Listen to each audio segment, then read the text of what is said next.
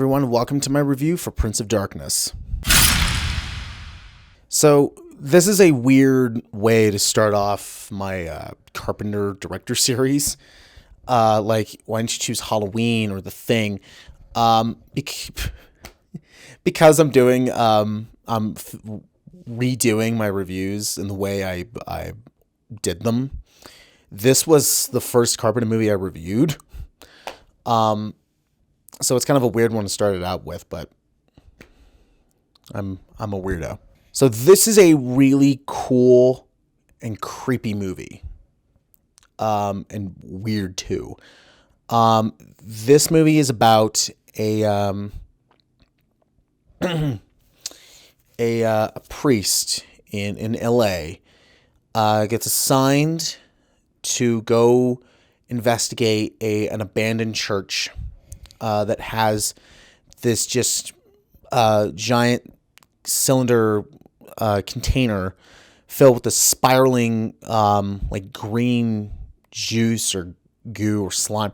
You don't really know what it is, but he assigns.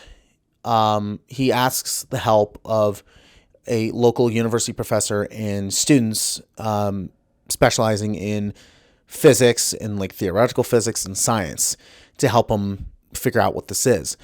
And they find out that it's the embodiment of the Antichrist. And so throughout their findings, small amounts of liquid start escaping and start to possess them one by one.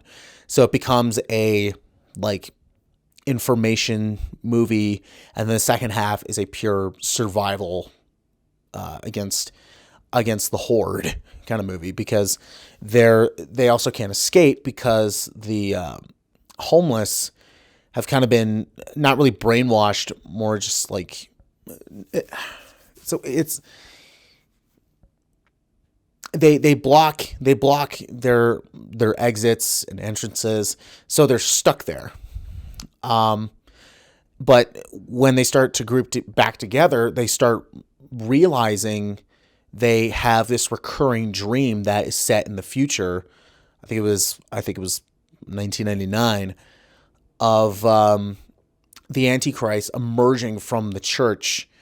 And it's basically, if they don't do anything to prevent this from happening, it'll be the end of the world. It'll be the apocalypse. So this is a very cool, creepy movie, and Carpenter wrote this movie, even though in the credits it says Martin Quatermass. It's him. It's Carpenter. And I really like how he blended science with religion. I think it's really cool. For a low-budget movie, the effects are really well done. I think it was a couple $1 million movie, and it looks really cool. So this is a very weird movie. This is the second movie in what Carpenter calls his Apocalypse trilogy, which it starts with 1982's The Thing, then with this Prince of Darkness in 87, and then In the Mouth of Madness in 94, which is so good. Each one of these movies are really good.